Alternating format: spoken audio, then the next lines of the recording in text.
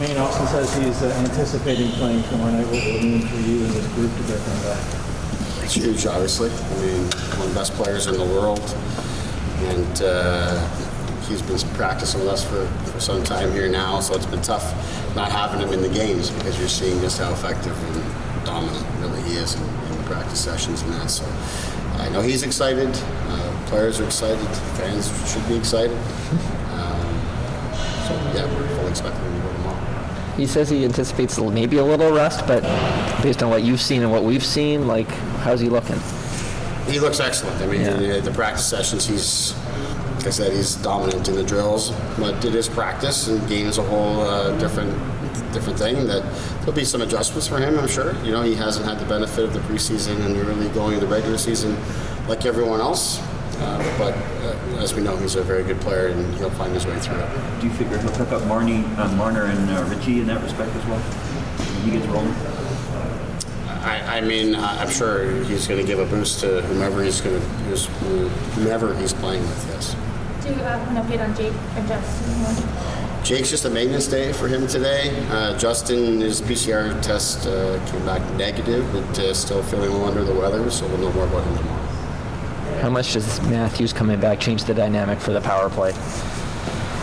Obviously, makes us much more dangerous. A lot more for the opposition to think about. Those guys have had a lot of practice reps together here now, but not game reps. So, you know, we're going to find our way through that and see how it looks and see how it goes. But obviously, makes us much more dangerous. What do you think is current Austin anticipating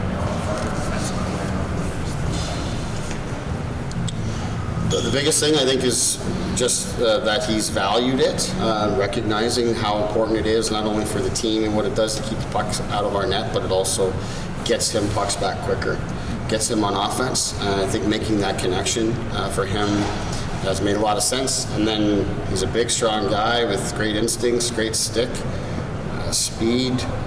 He's got all the tools.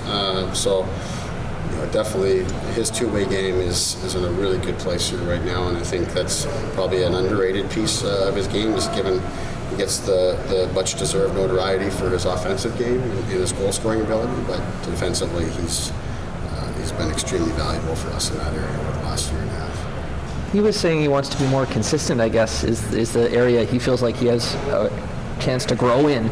From the outside, he looked pretty consistent last year. Like, where do you see the room for growth for him? I mean, I think there's not a lot of areas for me that jump out, you know. But one thing I will say that he's really added a lot here since he hasn't played and dealing with the wrist and such. His skating to me looks even better than it was a year ago, and I thought he skated better a year ago than he was 2 seasons ago. He's changed his body and his training and all those kind of things, but now he's also committed a lot more time to working on his skating, given that he couldn't handle pucks for as long as he did, and he looks a lot quicker out here than what I've seen him before in the past. I think those are the kind of things that just add another layer to his game. And that's a special piece about elite players.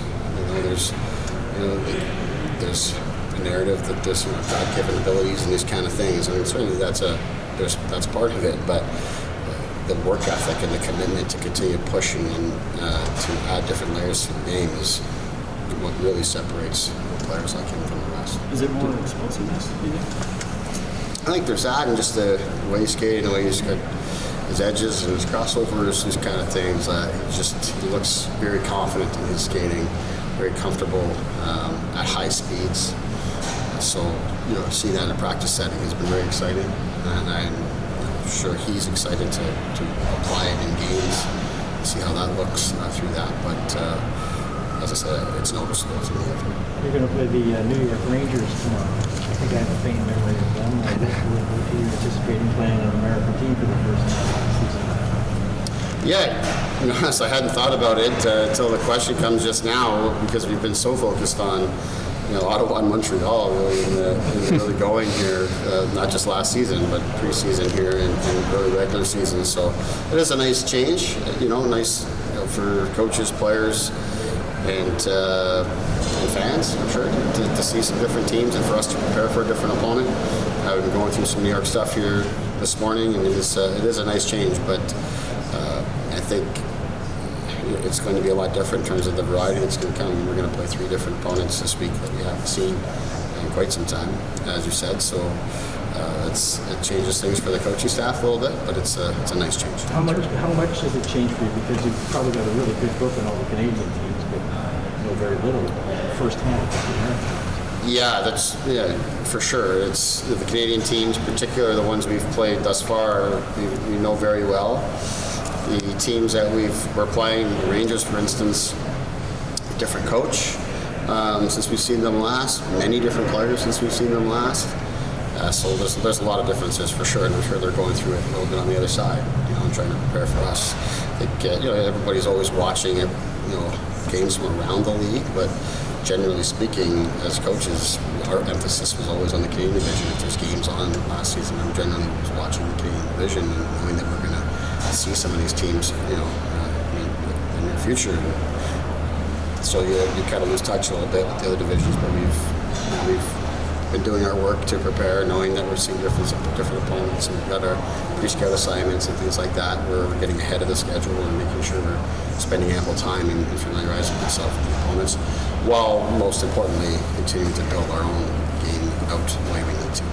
The guys, go ahead. Sorry if you were asked last night, how do you think Timothy did? Yeah, I thought he did really well. I watched the back on video. I thought there's a few plays there. The puck gets away on him, gets some people in behind him and such. But I thought he did a really nice job. He broke up plays, paired well with Muzz. His gaps were good. Things that we've expected him to be good at. And I thought he did a nice job. The guys are telling us they've gone with more relaxed dress code, a happy medium. I realize you're much more fixated on what they look like on the ice, but do they have to run that by you? Like, how does that work? They're dealing with Kyle on that. Okay. It's out of my hands. Like as you say, I'm more focused on what how they're performing when they're in their equipment. I don't believe that there's much correlation with how they dress coming into the building with how they perform. But obviously, there's some bigger picture stuff in there that they've worked with and they believe in. I'm good with it, with whatever is decided there.